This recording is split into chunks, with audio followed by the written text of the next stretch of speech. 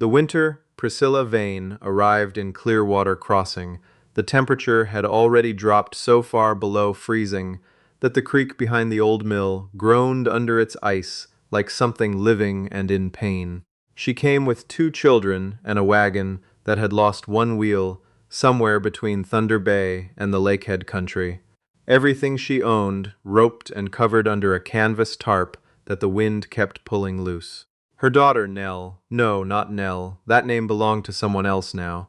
Her daughter Rosie was 7 years old and had stopped asking questions about their father sometime in October. Her son Percy was 4 and still hadn't.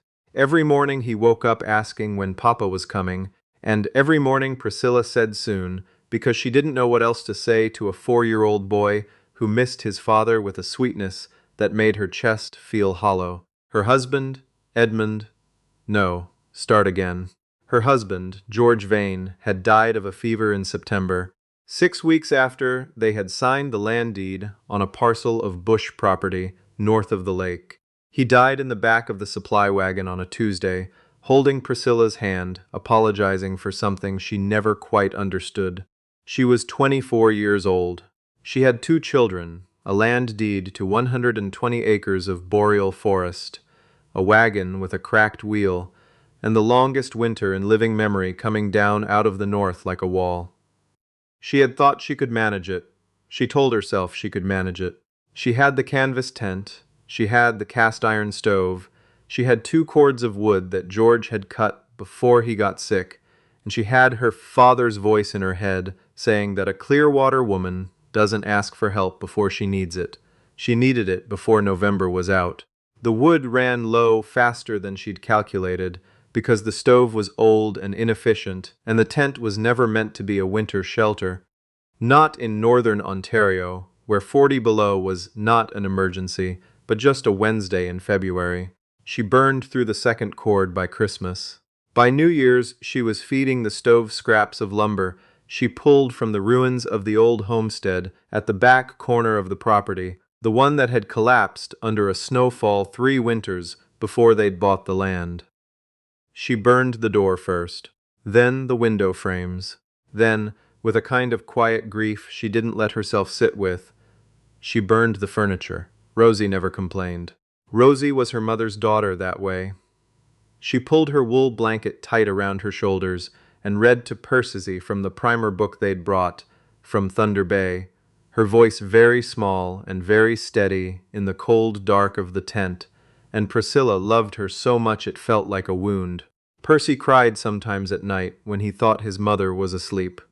He was 4 years old, and he cried as quietly as he could, his face pressed into the blanket, and Priscilla lay on her side, listening to him and staring at the frozen canvas wall and thinking, I have to find wood. I have to find wood by morning. Nothing else. One thing at a time. She was out at first light on the 2nd of January, pulling a sled through snow that came to her hips in places, looking for deadfall in the bush at the edge of the property. That was where Elias Drummond found her. She heard the snowshoes before she saw him. A distinctive rhythm, long and unhurried, moving through the trees from the north. She straightened up and gripped the sled rope and waited, because out here you waited, and you watched before you decided what to do. Her father had taught her that too.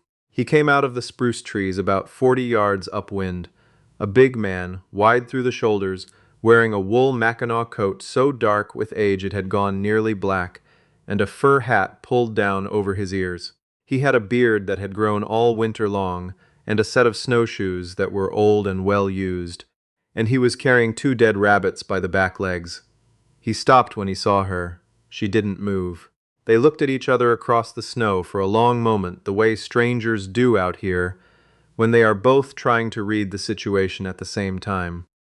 Then he said, You're on the Vane parcel. That's right, she said. I didn't know anyone had moved in. Moved in September, she said. My husband filed the deed in August. He looked at the sled. He looked at her hands, which were red and raw from the rope. He looked at the bush behind her, at the poor pickings of deadfall she'd managed to gather in an hour of searching. Where's your husband? He said. It was not quite a question. He passed, she said. September. Something moved through his face that she couldn't name. He looked out at the tree line. You're burning this stuff for heat, he said. Trying to, she said. My cords ran out. He was quiet for a moment. The wind moved through the spruce and sent a cascade of snow off the upper branches, and it fell in a glittering curtain between them. I'm Elias Drummond, he said. I've got a trapline runs along the north edge of your property, comes around by the creek. I've got a cabin about 2 miles back in. She didn't say anything. You've got children, he said. She was startled. She hadn't said a word about children. He read her face and said, small footprints around the tent.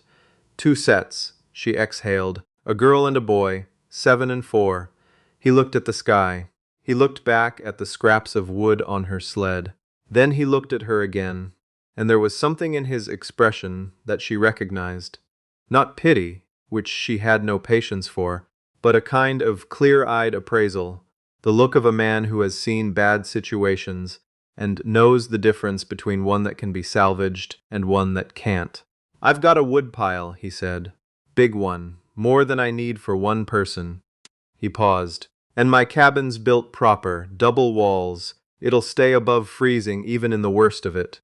Priscilla looked at him. She thought about her father's voice telling her not to ask for help too soon. She thought about Rosie reading to Percy in a frozen tent, keeping her voice steady. What are you offering exactly, she said. He thought about it for a moment. Wood, to start. I can haul you enough to get through the week. After that, he stopped. He looked at the ground, then back at her. After that, I'd want you to consider moving into the cabin. Just until the worst of the winter breaks. It's not a conversation I'd be having if there weren't children involved. You don't know me, she said. No, he agreed. I don't, and I don't know you. That's true, too. So why? He seemed to think about that for a longer moment than she expected. He wasn't a man who spoke before he had something to say, she could tell that already. Because it's January, he said finally, and no amount of stubbornness is going to change that. She didn't say yes that morning. She said she'd think about it, which was her way of saying she needed to look at the situation from every angle before she committed to anything.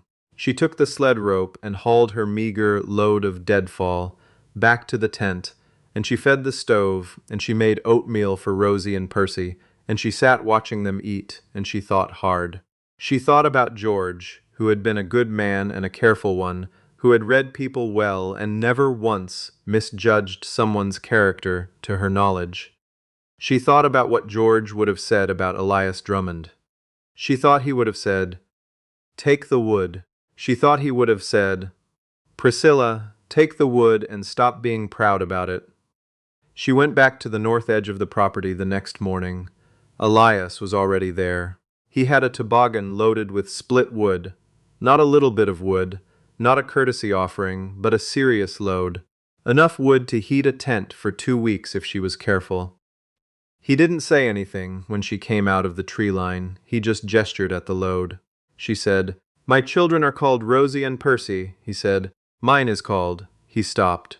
He looked at the ground. "I had a son. He'd be 6 now." The silence that followed was different from the silences before it. It had weight to it. She said, "I'm sorry." He nodded. They pulled the wood back to the tent together, without speaking much. And when they got there, Rosie was standing outside in her coat and her boots watching them come across the clearing with the open directness that 7-year-old girls sometimes have, evaluating the situation with no pretense about it. She looked at Elias Drummond for a long moment. Then she said, "Are you the one who brought the rabbits yesterday?" He glanced at Priscilla. "There were rabbit prints in the snow," Rosie said, "and Mama came back smelling like wood smoke from someone else's fire." "That's right," he said. "I brought rabbits. We haven't had meat in a while," Rosie said. "Rosie," Priscilla said quietly. "It's okay," Elias said. "I've got more on the line. I'll bring some tomorrow." Rosie studied him for another moment. Then she said, "Okay," and went back inside the tent to Percy, just like that, easy as closing a door. Priscilla watched her go. She felt something shift in her chest that she didn't have a name for yet. He brought rabbits the next day, and the day after that. He showed Rosie how to skin them, which Rosie took too, with a seriousness that made Elias raise his eyebrows and made Priscilla almost laugh for the first time since September. Percy followed Elias everywhere he went on those early visits, a 4-year-old shadow in a wool coat too big for him, asking the kind of relentless questions that 4-year-old boys ask. "What's that for? Why is it that color? Does that hurt? Have you ever seen a bear? What happened to your hand?" That last one. Percy pointed at the 2 missing fingers on Elias's left hand, the ring finger and the pinky, both gone to the second knuckle. Priscilla started to tell Percy not to ask, but Elias said, "Trapping accident, 8 years ago, before I knew what I was doing." He held up the hand so Percy could look at it properly. "You've got to be very careful with the sets. The springs are strong." Percy nodded as though this was completely reasonable information. "Does it still hurt?" he asked. "Not anymore," Elias said. Percy thought about this. "My papa died," he said. "I know," Elias said. "Mama says he went away," Percy said. "But Rosie says that's not what happened." "Rosie says he died." "Rosie's right," Elias said. Percy looked up at him with his father's brown eyes, and he said, "Are you going to die too?" Elias was quiet for a moment. He was not the kind of man who made promises he wasn't sure he could keep. Priscilla was beginning to understand that. He said, "I'm going to do my best not to." Percy considered this. Then he took Elias's damaged hand in both of his small ones and held it for a moment, very seriously, the way children sometimes do when they are offering comfort in the only way they know how. Priscilla turned away and looked at the tree line and breathed. The cabin conversation happened on a Thursday in mid-January when a storm came down from the north and dropped 2 feet of snow in 18 hours, and the tent nearly collapsed under the weight of it. She was up all night, pushing snow off the canvas from inside with a pole, listening to Rosie and Percy breathing in their sleep, feeling the temperature drop. By morning, the stove was working as hard as it could, and she could still see her breath. She walked to Elias's cabin in the storm. It took her longer than it should have because the trail was buried and the visibility was poor. But she had a good sense of direction, and she'd walked the route enough times now to know it. He opened the door before she knocked. He'd seen her coming through the window. The cabin was warm, not tent warm, not struggling to be warm, but genuinely, deeply warm, the kind of warmth that goes into your bones and makes you realize how cold you've been for the past 3 months. A proper wood stove in the corner, double-thick log walls, a plank floor with a braided rug, a table and 2 chairs, a shelf of books, a single photograph tacked to the wall above the shelf, a woman and a small boy, summer somewhere sunny, the woman laughing at something outside the frame. Priscilla looked at the photograph for a moment and then looked away. "The tent's not going to hold," she said. "I know," he said. "I've been watching the weather. I can't ask." "You're not asking," he said. "I'm offering. There's a difference." He paused. "I cleared out the back room 2 weeks ago. I've been waiting to see if you'd get here on your own or if I'd have to come to you." She looked at him. "I wasn't going to push," he said, "but I wasn't going to let those children freeze either." She thought about what it meant, moving into a shig cabin. She thought about what people would say, though out here there were almost no people to say anything. She thought about Rosie and Percy. "Separate rooms," she said. "Of course," he said. "I'll sleep by the stove. You don't have to." "I sleep better near the stove anyway," he said. "I've been doing it for years." She stood there in his doorway. For another moment, the storm at her back. She thought about George. She thought about what he would have said. He would have said, "Priscilla, go get the kids," she said. "I'll be back in 2 hours." They moved in on a Thursday, and by Friday night it was as though they had always been there.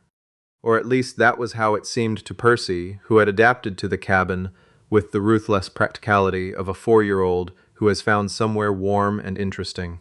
He arranged his 3 wooden animals, a horse, a bear, and something indeterminate that he insisted was a moose, on the shelf beside Elias's books, and appeared to consider the matter settled. Rosie was more watchful. She helped with everything, cooking, carrying water from the hole. Elias kept cleared in the creek ice, splitting kindling, and she watched Elias with the particular attention of a child who had learned early that you had to pay close attention to people because you never quite knew what they were going to do next. But she was not afraid of him. She had never been afraid of him, not from the first morning. Elias, for his part, made room in the way that people make room when they are not used to other people but are trying hard. He moved his tools to the lean-to, so Priscilla would have space for her things. He built a second hook beside the door, so there was room for the children's coats. He started making the oatmeal thicker in the mornings, because he'd noticed that Percy didn't eat enough if it was thin. Priscilla noticed all of this. She filed it away in the careful way she filed everything. She also started to notice things about him that she hadn't seen clearly before. The way he always told Percy the truth, without softening it, but gently. The way he let Rosie come on the short trapline checks without treating her as a nuisance. The way he sat in the evenings, reading or sharpening something, and he was completely at ease in the silence. Not withdrawn, just comfortable. The way people are comfortable when they know who they are and don't need conversation to prove it. There was a night in late January when Percy had a fever. Nothing dangerous, a winter fever, the kind that children get, but it came up fast, and by midnight Percy was burning hot and crying for his father, and Priscilla was sitting beside him with a wet cloth and feeling the particular terror of a sick child in a place without a doctor. Elias got up without being asked. He boiled water. He found the tin of dried willow bark on the shelf, the old remedy, and made a tea that he sweetened with the last of the honey and helped Priscilla get Percy to drink it. He sat on the other side of Percy's cot and he talked to the boy quietly, not about anything consequential, just quiet talk, the sound of an adult voice in the dark, telling Percy about the time he'd seen a wolf cross the creek in the moonlight, moving so quietly it barely left tracks, and how beautiful and serious it had been. Percy's eyes went heavy, his breathing slowed. Elias looked across at Priscilla. She was looking at him. She didn't look away. He didn't say anything, neither did she. But something passed between them in that cold cabin in the dark, something that didn't need words and wasn't ready for them yet, and they both understood it. February came, and with it a kind of difficult news that Priscilla had half expected and half hoped would never arrive. George's brother, a man named Howard Vane, showed up at the end of the first week of the month. He arrived by dog sled from the south, which was how she knew he had money and was making a point about it, and he brought with him a letter from a solicitor in Thunder Bay and an expression on his face that she recognized from the one time she'd met him at the wedding, which was an expression of a man who had decided in advance what was fair and was not interested in hearing otherwise. Howard Vane had been against the land purchase from the beginning. He'd wanted George to come into the family business in Thunder Bay, a dry goods concern that had made Howard comfortable but had made George miserable every time he spoke of it. George had taken his share of their father's estate and put it into the land, and Howard had never forgiven him for it. Now George was dead, and Howard Vane was standing in Elias Drummond's cabin with a letter that said, in the careful language of solicitors, that the land deed was in dispute. George filed it in his name alone, Howard said.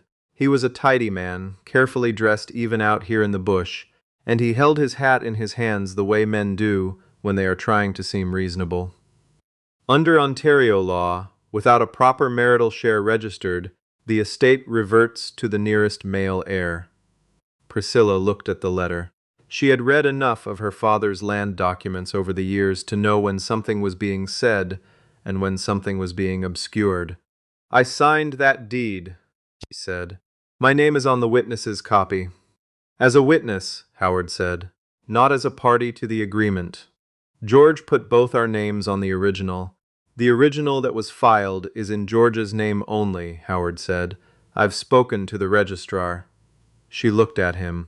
"I'm not trying to put you out in the cold," Howard said, and his voice had the texture of a man who absolutely was trying to put her out in the cold but had decided to phrase it differently. I'm offering a fair settlement, a sum against the land value, enough to get you back to Thunder Bay, get you and the children settled somewhere proper. This is proper, Priscilla said. Howard looked around the cabin. He looked at Elias, who was standing by the door with his arms folded, and Howard's expression shifted very slightly in a way that men's expressions shift when they are reassessing the situation. Be that as it may, Howard said. Tell me, Elias said, and his voice was quiet and even, what copy of the deed you're working from? Howard looked at him. I beg your pardon? The copy you showed the registrar, Elias said. You said the filed copy shows only George's name. I'm asking where that copy came from. A beat of silence. From the estate, Howard said. From George's effects. George's effects that came through your hands, Elias said, after the funeral. Howard set his jaw.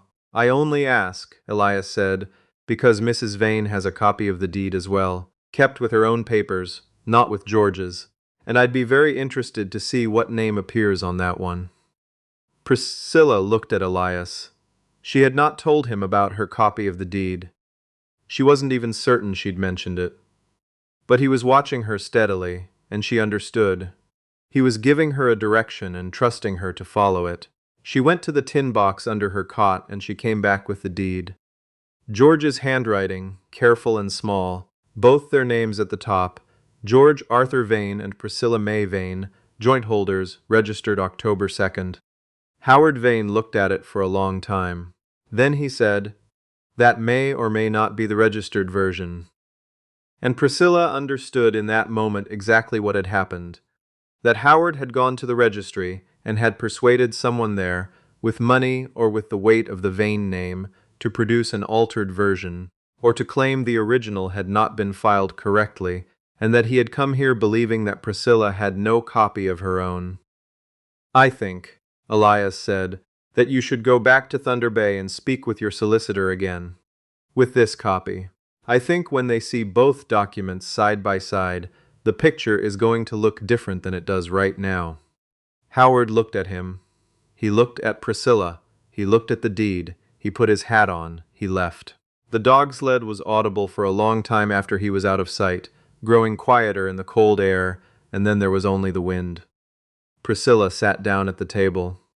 Her hands, she noticed, were perfectly steady. She found that surprising. How did you know about the copy? She said. I didn't, Elias said. I gambled. She looked at him. You strike me as someone who keeps copies of things, he said. She almost laughed. It came out somewhere between a laugh and a breath of relief, and she put her hand over her mouth and looked at the window. He's not going to stop, she said. Not right away. No, Elias agreed. This is going to go to a proper legal challenge. I'm going to need to go to Thunder Bay, find a solicitor who isn't already in his pocket, pay for it somehow. I know someone, Elias said. An old friend, does good work. She won't charge you more than you can pay. Priscilla looked at him across the table. The stove ticked. Outside, the wind moved around the eaves. Why are you doing all this? She said, honestly. He looked at his hands for a moment, the damaged left one, the two missing fingers. I lived alone out here for 3 years, he said, after my wife and my boy. 3 years. And I thought that was fine, that I'd made my peace with it. He looked up. Then I found a woman trying to burn old door frames in a canvas tent in January, with 2 children, and I thought. He stopped. He looked at her steadily. I thought I'd been wrong about what I'd made my peace with. The fire crackled. I'm not looking for anything from you, he said. I want to be clear about that. You don't owe me anything, and I'm not keeping score. I'm just. He seemed to search for the word. I'm just here, if that's useful. Priscilla looked at him for a long moment. She thought about George, who had been a good man, and had loved her well, and had died on a Tuesday in September while apologizing. She thought about the 3 years Elias Drummond had spent alone in this cabin, with a photograph on the wall and a woodpile big enough for 2. She thought, sometimes the world makes room for people in ways you didn't expect. She said, it's useful. Spring came late that year, the way it always does in the north, grudging and slow, the snow shrinking back from the South Phalanx first, and then retreating from the flats, and the creek singing under its ice before the ice was gone. Priscilla's case against Howard Vane's claim went before a magistrate in Thunder Bay in late April with Elias's friend, a sharp-eyed woman named the solicitor, who had seen every kind of land dispute in northern Ontario and was not moved by Vane money. Presenting both copies of the deed and a sworn statement from the original registrar, who, faced with the evidence, confirmed that the filing had been made correctly and in both names. Howard Vane returned to his dry goods business. Priscilla Vane kept her land. She built on it that summer, with Elias's help and the help of 2 men from the settlement at Clearwater Crossing, who came for a week and raised the frame of a proper house. Double walls, a real floor, a kitchen with a window that faced east, so the morning light came in while she made breakfast. Rosie chose her own room, which had a shelf for her books and a window that faced the tree line. Percy put his 3 wooden animals on the windowsill of his room, the horse, the bear, the moose, and declared it finished. The evening after the last roof boards went on, Priscilla stood on the new porch in the long summer light, and Elias stood beside her, and they looked out at the clearing and the spruce beyond, and the first stars coming out above the tree line, and she thought about everything the winter had been, and everything the spring had changed. And she felt, not healed exactly, that wasn't the word, but something close to solid, something close to rooted, the way a tree feels when its roots go deep enough that the wind doesn't shake it the way it used to. She took his hand, the damaged one, the 2 missing fingers. She held it. He didn't say anything, neither did she. But Percy's voice came from inside the house, asking Rosie something about the moose, and Rosie's voice came back with an answer that was patient and sisterly and slightly exasperated. And the stove in the new kitchen was warm, and the light was long, and the land was hers.